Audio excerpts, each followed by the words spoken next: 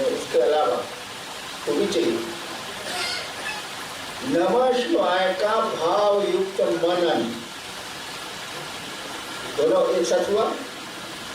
दोनों जब एक साथ होगा तो कर्म फल भोगने की विवशता का संहार करेगा।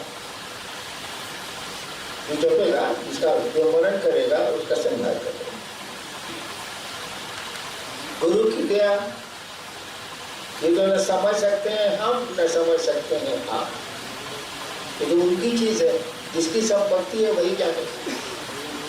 लेकिन गुरु की दया तभी मिलेगी जब आप शिष्य होंगे, और शिष्य या कोई भी संबंध माँ का, बहन का, भाई का, बाप का मुंह से नहीं होता। यह कह देने से शिव मेरे गुरु हैं, शिव आपके गुरु नहीं होंगे। जब तक मन से ये आवाज नहीं उठेगी, जब तक मन ये नहीं स्वीकार करेगा कि शिव गुरु है, तब तक आपका शिष्य भाव नहीं जगेगा, वो आपके गुरु नहीं होंगे। यानी गुरु की दया उसको मिलेगी जो उनका शिष्य है, कम से कम जिसने शिष्यता की शुरुआत की है। शुरुआत भी की है तो ध्यान मिलेगी, कम मात्रा में मिलेगी लेकिन मिलेगी। लेकिन हमेशा याद रखिएगा कि मुंह से कोई रिलेशन नहीं बनता है, मुंह से कोई संबंध नहीं बनता है, मुंह से कुछ देर के लिए बनता है, इसका टूट जाए। संबंध जब भी बनाएगा तो मन बनाएगा, आपका दिल बनाएगा, दिमाग नहीं बनाता। अब नमः शिवाय का मनन आइए। एक तो सुना आपने नमः शिवाय का जप सुना है, एग्जाम्पल जप करते। नमः शिवाय से मनन नमन भी सुना है। नमः शिवाय से नमन करिए भाई, यानी इसका सहारा लीजिए, माले को प्रणाम करिए।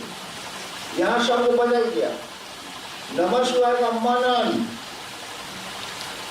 यानी नमः शिवाय हो या नहीं हो, मन शिव को प्रणाम करे। नहीं समझे? नमः शिवाय से नमन करना, तब तो नमः शिवाय का प्रयोग होगा। नमः शिवाय का मनन करना है, बार बार मन जिसको दे रहा है, मनन का मन नहीं होता, बार बार मन जिसको दे रहा है आवृत्ति में। मनन में नमः शिवाय का प्रयोग हो भी सकता है, नहीं भी हो सकता। एक बार नमः शिवाय करके शिव को प्रणाम करके उसको लगातार कई बार प्रणाम किया जा सकता है, नमः शिवाय की जरूरत नहीं, टाइम मन को करना। तो जब शिव को प्रणाम मन करेगा, मनन है यहाँ, और उनकी दया मिलेगी, दोनों मिलकर कर्म फल भोग की व्यवस्था का संहार करेगा। अब कर्म फल भोग की व्यवस्था क्या है? बहुत आदमी है इसको कितना कष्ट दीजिएगा, बहुत असर उत्पन्न होगा। एक महीना 15-16 दिन हो गया, हमको बुखार गया, बीमार गया, मुझको कोई अंतर नहीं आता। एक ही अंतर आता है कि अब शरीर कमजोर हो रहा है, बुखार से कमजोर हो रहा है। बुखार हुआ है, क्या हुआ? दवाएं चलती हैं, जो होगा देखा जाए। लेकिन बहुत आदमी है जिसको 4 दिन बुखार लगेगा तो लेगा सारे उल्टा हो गया। यहाँ वो कर्म फल को भोगना नहीं चाहता है, लेकिन उसको लाचारी भोगना पड़ रहा है। विवश है, फोर्स्ड है। यहाँ वो कर्म फल को भोगना नहीं चाहता है, तब कहाँ कर रहा है, यानी लेकिन उसको भोगना है, रो रहा है, चिल्ला रहा, डरा रहा है। ये विवश है, कर्म फल के भोगने की विवशता है उसके पास, इसका वो संहार कर सकता है। आपको जो अच्छी चीज लगेगी उसको क्यों हटाइएगा भाई साहब? जो आपके मन के लायक नहीं होगा उसको ना हटाइएगा। तो कहता है कि गुरु की दया और नमः शिवाय का भाव युक्त मनन, भाव युक्त पूछते हैं नहीं,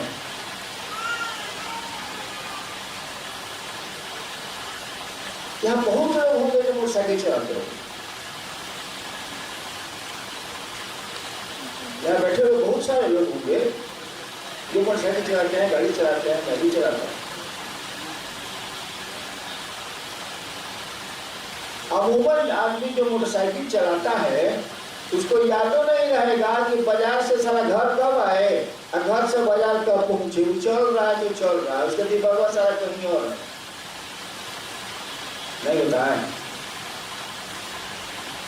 मोटरसाइकिल चलाने वाले के साथ नहीं होता है, हम लोग साथ तो रोज होता।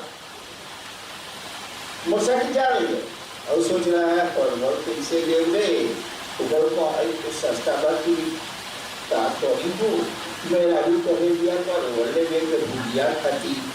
अब ये मोटरसाइकिल चल रही है और दिमाग परवल करे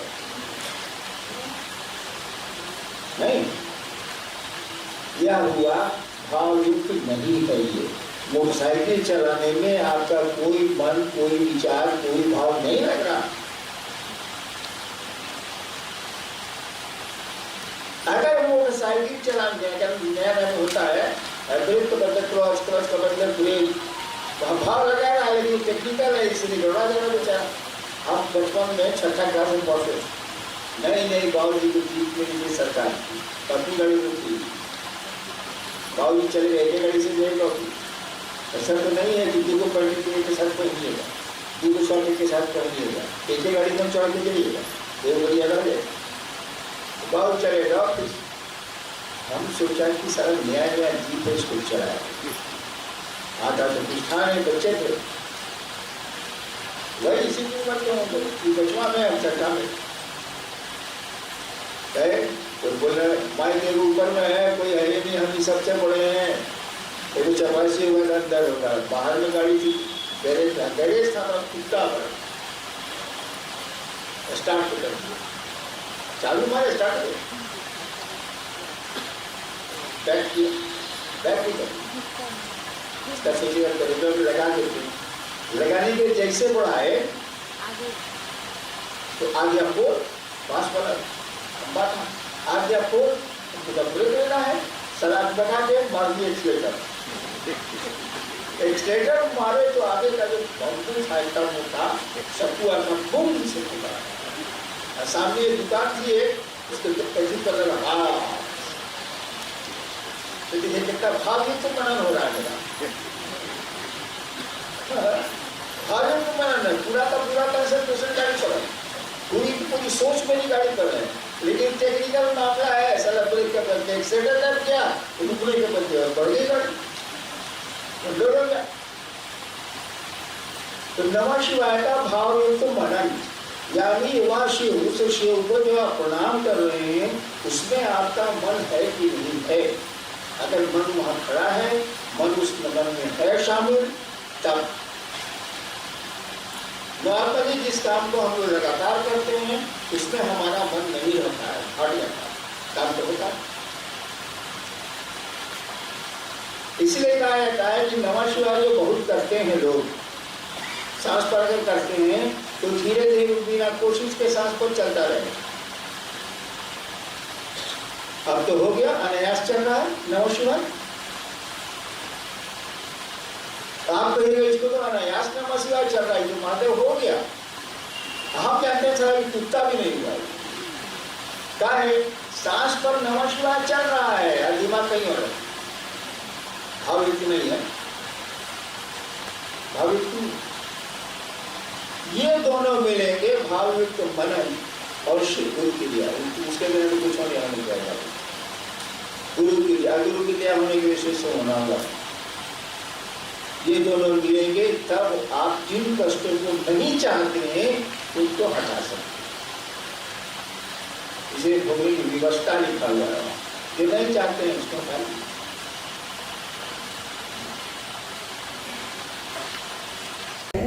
तब मन का मंत्र के देवता से सानिध्य होने लगता है। मंत्र का चैतन्य क्या है समझाने की कृपा करें। मन और श्वास का संबंध के बारे में भी समझाने की कृपा करें। अभी लोग समझाए हैं, अभी आप बोले हैं कि आप सांस पर मन से जप रहे, मन तो आपका वहां है, बहुत बार नहीं भी हो सकता है, लेकिन भावयुक्त है, मन वहाँ है। तो मन तो देख रहा है कि सांस पर नमः आ रहा है, शिवाय जा रहा है। अजपा जप ऐसे जप किया नहीं जाता है, अनुभूत किया जाता है, देखा जाता है। तो नमः आ रहा है, शिवाय जा रहा है, शिव को प्रणाम भी हो गया भावयुक्त। अजपा जब भावयुक्त हो गया, कहता है कि नहीं, जब सांस इस बात को, सांस पर नमः शिवाय चल रहा है और इस मन इस बात को भूल गया, नहीं समझे, सांस पर नमः शिवाय चल रहा है, प्रणाम भी हो रहा है शिव को। अब महादेव को मन इस बात को भूल गया कि नमः शिवाय आ रहा है, मन शिवाय नमः शिवाय जा रहा है, वो भूल गया। कहाँ गया भूल के ही? अब स्विच ओवर कर दिया, यहां से हटेगा भी, हट के कहा गया? शिव पर गया। अभी प्रणाम हो रहा था शिव को, तो जाएगा शिव के पास, और नहीं जाएगा तो सांस पर रहेगा, नमः दिखेगा, शिवाय जा रहा है वो दिखेगा, नमः आ रहा है वो दिखेगा, शिवाय जा रहा है। अभी स्विच ओवर करेगा, गुरु के दया से नहीं होगा, स्विच ओवर करेगा नमः शिवाय के देवता पर। नमः शिवाय के देवता कौन है? वही आपके गुरु भी है, वही आपके मालिक भी है, इष्ट भी है। ये शिव पर शिफ्ट करेगा, जाएगा, और जैसे शिव पर शिफ्ट किया ही भूला जाएगा कि हम क्या कर रहे हैं। यानी अब सांस पर मन नहीं चल रहा, सांस चल रही है, मरा थोड़ी है, लेकिन मन वहां वो चला गया शिव पर। जैसे ये भूल के शिव के पास गया, अब मन का मंत्र के देवता से स्थानित होने लगा।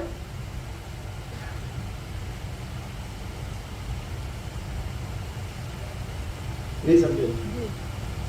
समझिएगा, नहीं स्थिति आएगी तभी समझिएगा क्या ही होता है। हाँ, शिवरात्रि में हुआ था ना मेरे साथ, मैं और मंडल जी, जिंदा है कि नहीं?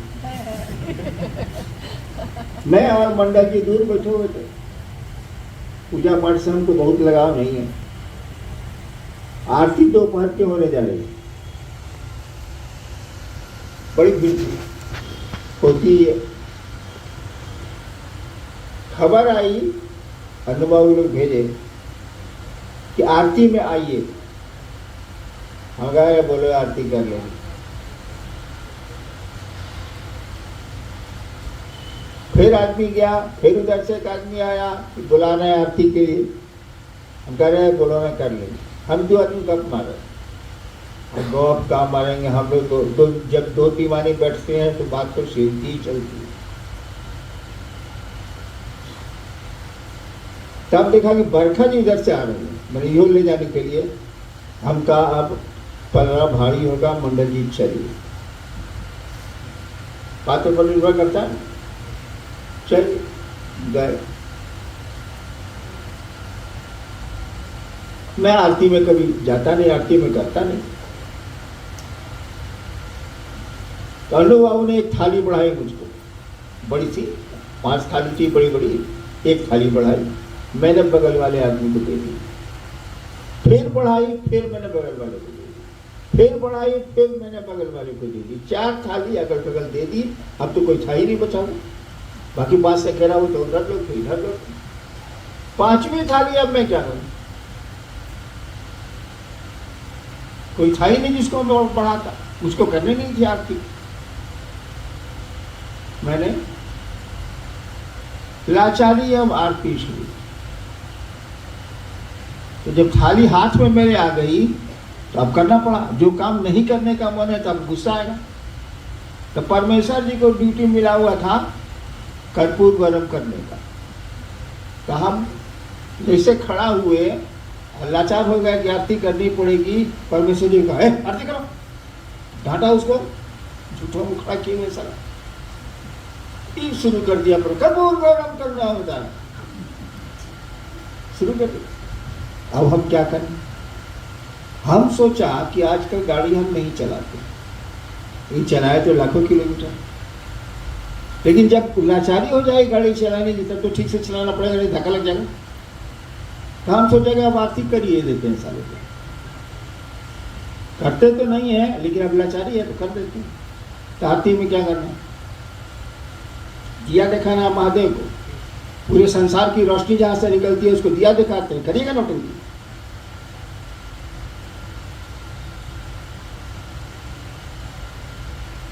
तो हमने महादेव को उस दीप से प्रणाम किया, कल्पना की, प्रणाम किया। उतना देर हमको प्रणाम करके रखना था, उनको दिया कौन सी दिखाएंगे जो संसार को रोशनी देता है, सूरज जिसे चमकता है, जिसकी ताकत से। हम उनको प्रणाम किया, सोचा कि आरती कर देते हैं ठीक से। तो आरती करेंगे तो आरती नहीं करेंगे भैया, उनको हम टॉर्च दिखाएंगे छोड़ेगा। महादेव को याद किया, उनके पांव को याद किया, आरती उनके पांव पर रखा, बस हम भूला गए कि हम क्या कर रहे हैं, दिमाग से हट गया। हट गया तो मन ठहर गया महादेव पर, प्रणाम कर रहे थे उनको, ठहर गया। अब महादेव से गप करने, क्या गप किया छोड़, यहाँ आरती खत्म हो गई, सब लोग थाली रख दी, सब दिया पूज गया, हम थाली पकड़े हुए खड़े आंख बंद कर। लेकिन शरीर का साथ छोड़ता है मन, तो शरीर काम नहीं करेगा, वो यानी ब्रेन। तो मेरी थाली कांपने लगी। अन्नू बाबू ने देखा कि पापा के हाथ से थाली गिर जाएगी, तो उन्होंने थाली पकड़ी तो भारी थाली थी, पकड़ी तो मेरी आंख खुल गई। मुझको बड़ा बुरा लगा कि सब लोग देख रहा है हमको, हम साला बहू के तरह सारा आंख बंद करके खड़े हैं, आरती खत्म हो गई।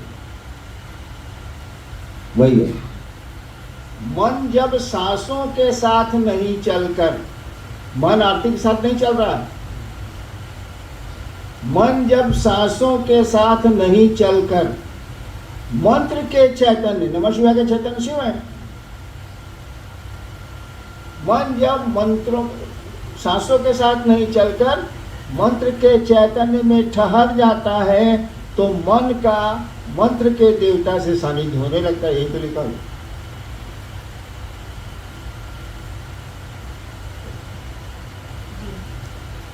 भाई मुकेश कुमार शेखपुरा से हैं। इच्छा ज्ञान क्रिया चित्त एवं आनंद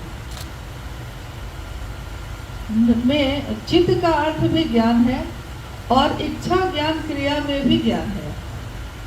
मतलब इच्छा ज्ञान क्रिया चित्त एवं आनंद, यहाँ चित्त का अर्थ भी ज्ञान है और इच्छा ज्ञान क्रिया में भी ज्ञान है। संशय दूर करने की कृपा करें। नहीं है, देखो ड्राइवर साहब को ज्ञान है गाड़ी बनाने का,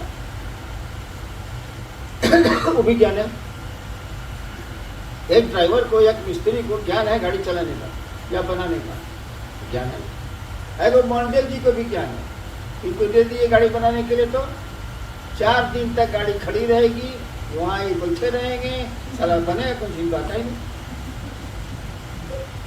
लेकिन इनको ज्ञान है कौन सी का, जो पढ़ाई पढ़ाए ही, फिलॉसफी का, दर्शन शास्त्र का, उपनिषद का, पुराण का, वेद का, गीता का ज्ञान है, ज्ञान मंत्र है। एक ज्ञान है जो जिससे शिव जीव बनता है, एक ज्ञान है जो उससे जगत चलता है, और एक ज्ञान है जो जीव को शिव बनाता है। एक ऊपर से नीचे ला रहा है, एक नीचे से ऊपर ले जा रहा है। चित्त कहते हैं उस ज्ञान को जो परमात्मा की ओर आपको ले जाए। वहाँ चित्त में तोता संयुक्त नहीं है, खाली तो है, अनंत है। तोता संयुक्त चित्त जैसे बोलिएगा हो जाएगा बंद, लेकिन खाली तो बोलिएगा तो चित्ती शक्ति हो जाएगी, चिन्मय शक्ति हो जाएगी। उसी से बना है। उसका अर्थ हुआ वह ज्ञान जो आपको गुरु देते हैं, वह जो आपको ईश्वर की ओर देता है। एक ज्ञान जो गुरु ईश्वर देता है वो आपको जगत के लिए। दोनों ज्ञान में यही अंतर है। एक जो इच्छा ज्ञान क्रिया है वो शिव, उससे जगत बना है, जीव बना है, हम आप बने हैं। एक ज्ञान है जो आपको ईश्वर की वही जाता है, जिसको चित्त बोलते हैं, जिसे बना है चिगना शक्ति, जिसे बना है चिति शक्ति, सब जिसे। भाई कैलाश चौधरी हैं किशनगंज से। सिंधु घाटी सभ्यता एवं वैदिक काल में क्या अंतर है? तेरा बाबूजी में तेरा में कहाँ अंतर हुआ?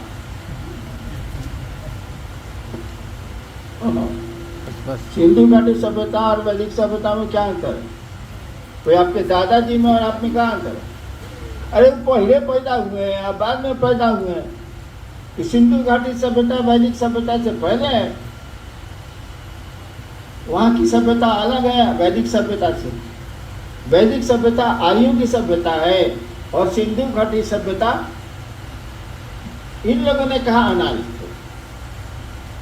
अब आपके पास शब्द है तो जिसको कहिए गाड़ी दे दीजिए आप, लेकिन आर्यों ने कहा कि वो अनार्य थे,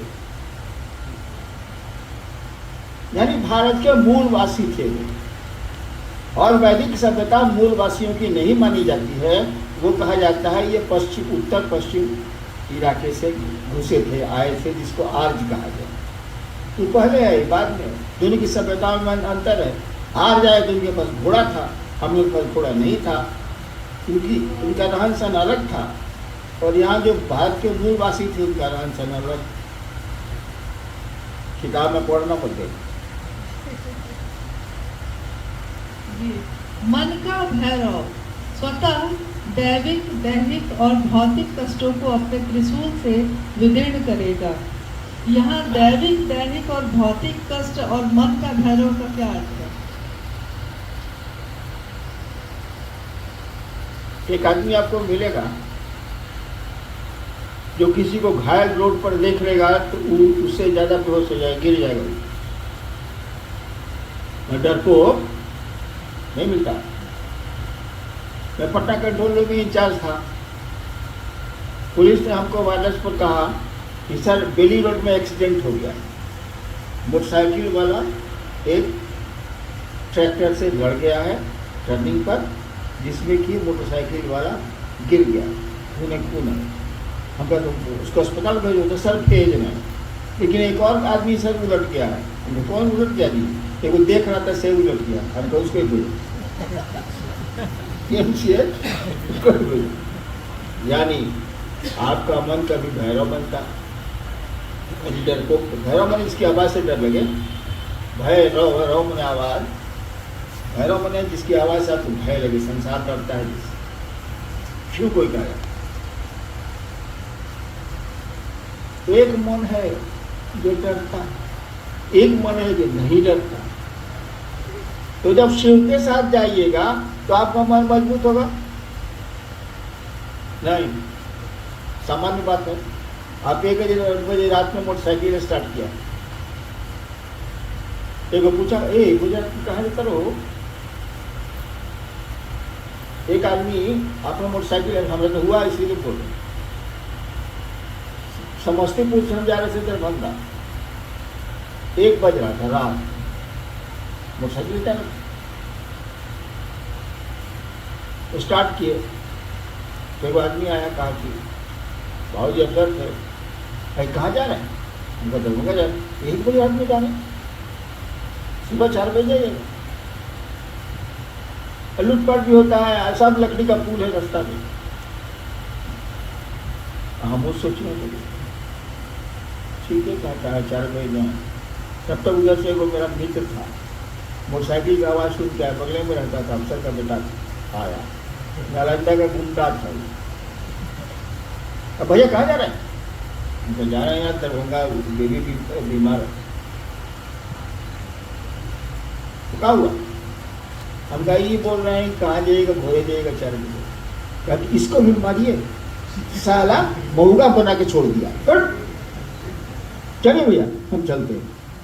हम लोग गए भी, फिर सुबह आए भी। देखिए, एक आदमी जिसका मानसिक बल ज्यादा है, आपका मानसिक बल बढ़ा दिया। एक आदमी जिसका मानसिक बल कमजोर है, आप मोटरसाइकिल को बंद कर दिया, ठीक है भोरे जाएंगे। नहीं देख रहे।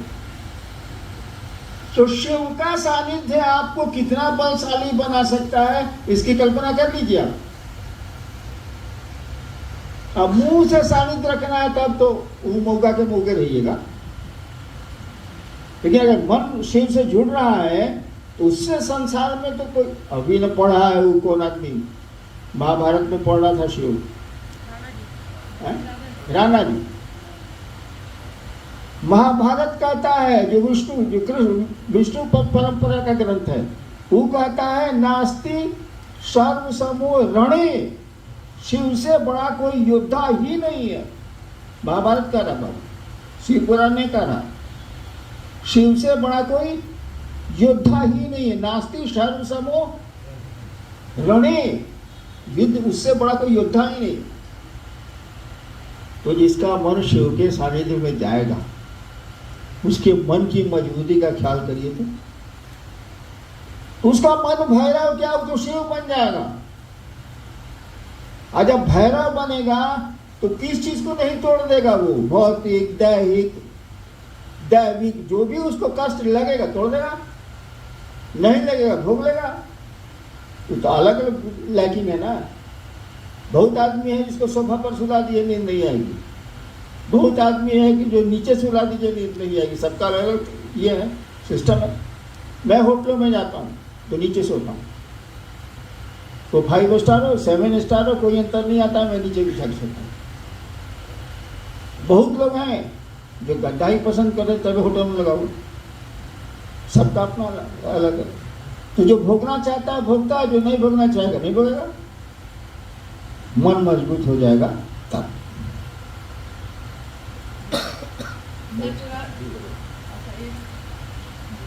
नटराज की भाव भंगिमा सृष्टि स्थिति संहार तिरोभाव और अनुग्रह भाव, इन 5 ईश्वरीय क्रियाओं का द्योतक है।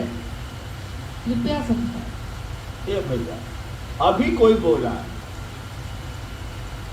कि नटराज के नृत्य से ही प्रकृति चलायमान है, और जिस दिन नृत्य बंद होगा उस दिन सब प्रकृति सो जाएगी, खत्म हो जाएगा।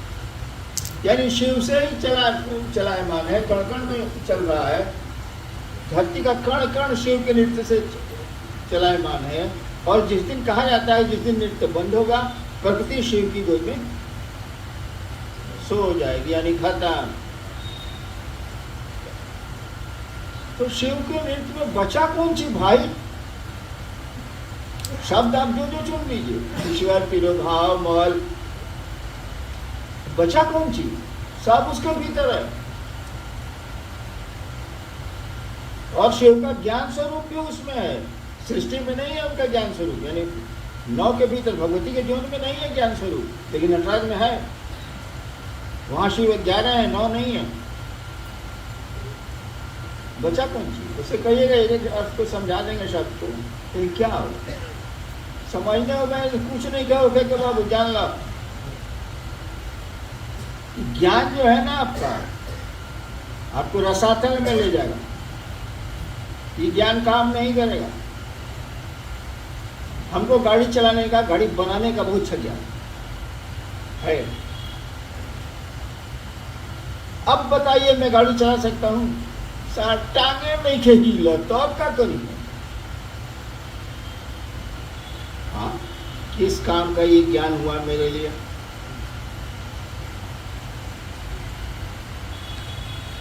किस काम का हुआ? एक दिन ये शिव से आया ज्ञान भी आपको अगर शिव के पास नहीं ले जाता है तो वो कैसे? कुछ नहीं है। ये कहा जाता है ज्ञान के कांटे से अज्ञान का कांटा निकाला जाता है। कांटा गड़जला बैठ के तो क्या कर रहा खेत में? एक दूसरा कांटा ले लो, कटवा के निकाल दे, निकाल भगू दोनों कटवा पकड़ भगवा और ही करूँ। ज्ञान के कांटे से अज्ञान का कांटा निकाला जाता है और दोनों कांटे फेंक दिए जाते हैं। और दोनों कांटे फेंक दिए जाते हैं तो भी गड़ेगा। ये जो ज्ञान है ना, ये माइक पर भाषणबाजी जो है ना, और आप जो सुन रहे हैं लग रहा है कि हाँ हाँ कितने बड़े योगी संत लोग बैठे हुए हैं, नहीं होगा कुछ। शिव को पकड़िए, उसके गुरु स्वरूप को भी पकड़िए, उसी को पकड़िए, शिव समझ में आ जाएंगे। तो इसे तुम्हारा पता पूछ लेंगे। नहीं गाना सुन, गाना नहीं देखते हैं आप लोग, खत्म है का? तुम इसे तुम्हारा पता पूछ लेंगे। गुरु को पकड़िए, उसी से पूछो, तुमको देवे करेगा, नहीं पूछेगा तब पूछो क्या कौन सी क्या। शिव से जुड़ने की कोशिश करिए, प्रयास करिए, लगिए उस दिशा में। अपना भी काम उतना ही मन से कीजिएगा। जो अपना काम नहीं कर सकता वो शिव का काम नहीं कर सकता। शिव की दिशा में बढ़िए, चलिए। चलना चाहिएगा तो मैं ले जाने को तैयार हूँ। अमूमन आप चलना ही नहीं चाहते, अमूमन आपको जगत खींचता है, ठीक है, खींचेगा ये, उसी में इसको भी ले चलिए। हमारा आपका क्या नेचर है? देखो दरोगा जी से भी दोस्ती रखते हैं, देखो डॉक्टर साहब से भी दोस्ती रखते हैं, देखो वकील साहब से भी दोस्ती रखते हैं। काहेला? जब उन्हें खतरा पड़ी, जंजीर खींचा जाए, हाँ, दरोगा जी को रखनी की पुलिस में पैरवी करी हम, डॉक्टर साहब के रखनी की बीमार होता तो वो देख ली हम, एक वकील के रखनी के केस मुकदमा हुई तो वो ली हम। रखते हैं कि नहीं रखते हैं? 1000 खाने हैं हमारे आपके मन में, एक खाना और बढ़ाइए, कोई खाना मत हटाइए, एक खाना और बढ़ाइए। गुरु का खाना, उसमें शिव को रखिए और उस खाने के प्रति भी ईमानदार रहिए। उस खाने से भी संबंध बना के रखिए। काम वही देगा और कुछ नहीं देगा। प्रणाम।